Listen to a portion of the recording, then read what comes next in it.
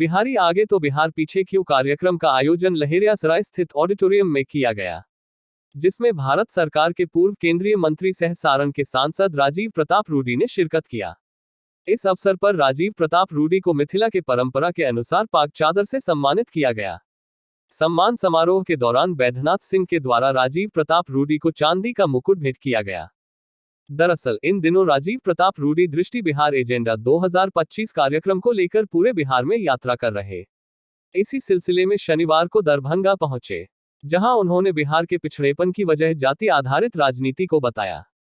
उन्होंने कहा, कुछ लोग अपनी लंबी राजनीति के लिए देश को अगड़ा पिछड़ा अति पिछड़ा, दलित महादलित में बांट दिया, लेकिन हमने कोई सवाल नहीं उठाए। हमने भी उसे स्वीकार किया, लेकिन यहाँ के नेताओं ने इसका भरपूर उपयोग किया।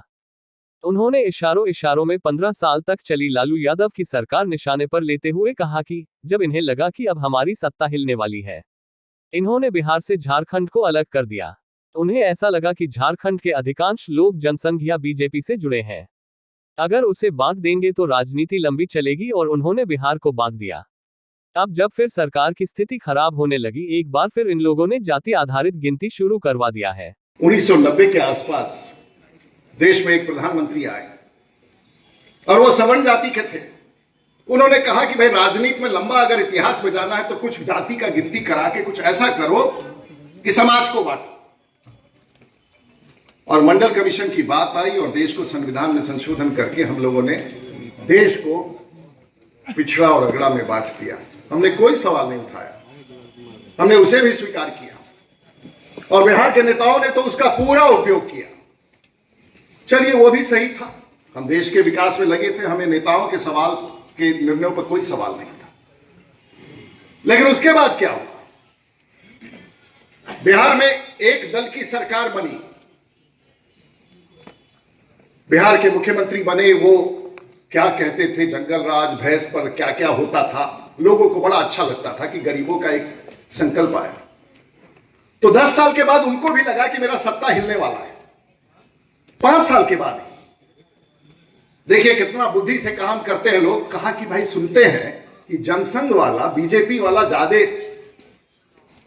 झारखंड में है और हमारा संख्या बिहार में इस तरफ है, और निर्णय किया सत्ता में बने रहने के लिए लंबे अवधि तक बिहार और झारखंड को बांट दिया। ना बिहार का भला हुआ, ना झारखंड का। और मामला वहीं समाप्त नहीं हुआ। 15 साल तक वो सरकार में बने रहे और ये जाने वाले 4 करोड़ लोग जो बिहार छोड़ के गए हैं, ये कोई हमारे समाज के लोग नहीं हैं।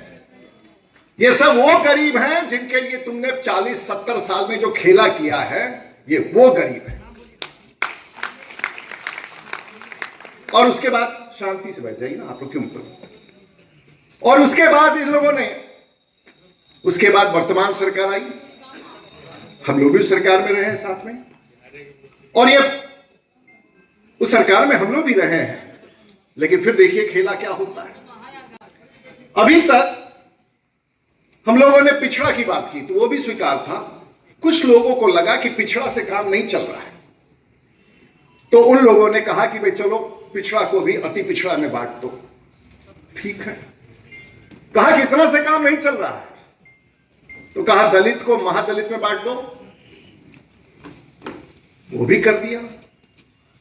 मामला फिर लगता है कि सरकार की स्थिति खराब है, और जब सरकार की स्थिति खराब है तो कहा कि अगले 5 साल तक हमको सत्ता में 10 साल तक और बना। तो फिर से क्या शुरू करा दिया लोग, फिर से एक बार बिहार में गिनती शुरू करवा दिया। 7 तारीख से गिनती शुरू हो गया है ना। आप लोग को ध्यान में है कि क्या हो रहा है? जब जब सत्ता हिलता है तब तक बिहार के नेता जात के नाम पर गिनती शुरू करा देते हैं। आप लोगों को समझ में नहीं आ रहा है कि 70 साल के इस लाचारी बेरोजगारी को और बढ़ाने की तैयारी की जा रही है। उन गरीबों से पूछिए, ये सैकड़ों हम आपको उदाहरण देंगे कि बिहार छोड़ के जाने वाला वो गरीब है जिसके बारे में ये लोग चर्चा करते हैं। ये वो गरीब है जो बिहार को चलाता है। और आप जानना चाहते हैं, और मैं जो आपको आंकड़े देने वाला हूं, याद रखिएगा, बिहार सरकार कंगाल हो चुकी है। और ये 4 करोड़ लोग जो बिहार से बाहर रहते हैं, और उसका उदाहरण लेके मैं आया हूं, ये जो बिहार में पैसा देते हैं, उस पैसे से बिहार की सरकार चलती है। मंत्रियों का वेतन आता है, कलेक्टर का वेतन जाता है, शिक्षकों का वेतन जाता है। बिहार सरकार की कोई कमाई नहीं है साहब। वहीं कार्यक्रम में भाग लेने पहुंचे बैद्यनाथ सिंह का कहना है कि इस तरह के कार्यक्रम का मुख्य उद्देश्य है बिहार की जो गरीबी है उसे खत्म करना।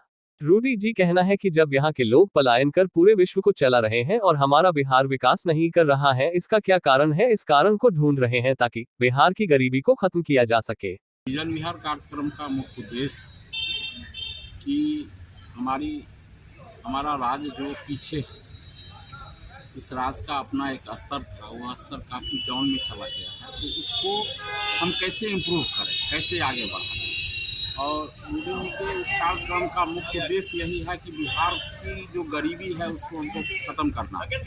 आज बिहार के लोग पूरे देश में नहीं बल्कि पूरे विश्व में हैं, लेकिन पूरे विश्व को वह चला रहे हैं और हमारे राज्य का विकास नहीं हो रहा है। आखिर उसका क्या कारण है? उस कारण को समाप्त करने के लिए इस विवाह योजना का मुख्य उद्देश्य यही है कि उस कारण को हम ढूंढें, उसको ख़त्म करें और राज्य को का विकास हो।